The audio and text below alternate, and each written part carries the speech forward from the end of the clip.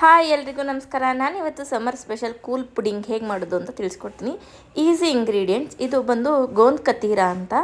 ಇದನ್ನು ನೀವು ನೀರಲ್ಲಿ ನೆನೆಸೋದ್ರಿಂದ ಈ ರೀತಿ ಜೆಲ್ಲಿಯ ರೀತಿ ಆಗ್ತದೆ. ಹಾಗೆಯೇ ಇದು ಸಬ್ಜಾ ಸೀಡ್ಸ್ ಅಥವಾ ಕಾಮಕಸ್ತೂರಿ ಬೀಜ ಅಂತ ಕೂಡ ಕನ್ನಡದಲ್ಲೇ ಹೇಳ್ತಾರೆ.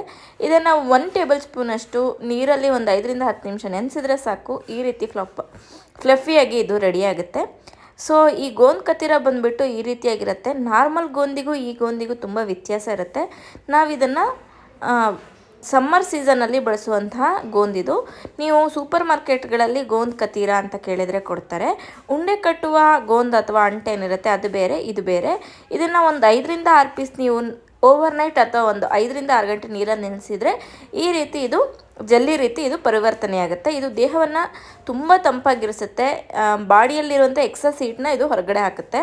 ಸೊ ನಾವು ಒಂದು ಬೌಲಲ್ಲಿ 2 ಟೇಬಲ್ ಸ್ಪೂನಷ್ಟು ಕಾಮಕಸ್ತೂರಿ ಬೀಜನ ಹಾಗೆ ಒಂದು ಅರ್ಧ ಕಪ್ಪಷ್ಟು ಆ ಗೋಂದ್ ಕತೀರ ಅದು ಮತ್ತು ಒಂದು ಅರ್ಧ ಟೇಬಲ್ ಸ್ಪೂನಷ್ಟು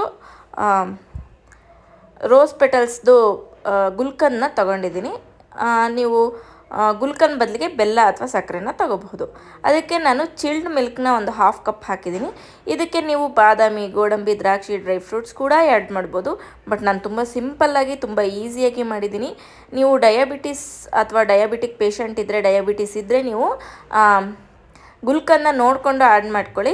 ಹಾಗೆಯೇ ಇದು ತುಂಬ ಟೇಸ್ಟಿಯಾಗಿರುತ್ತೆ, ಹಾಗೆ ಹೆಲ್ದಿ ಕೂಡ ಒಳ್ಳೆಯದು. ಮಕ್ಕಳು ಕೂಡ ತುಂಬ ಇಷ್ಟಪಟ್ಟು ತಿಂತಾರೆ. ನೀವು ಯಾವುದೇ ಎಕ್ಸ್ಟ್ರಾ ಸ್ವೀಟ್ನರ್ ಆ್ಯಡ್ ಮಾಡೋದು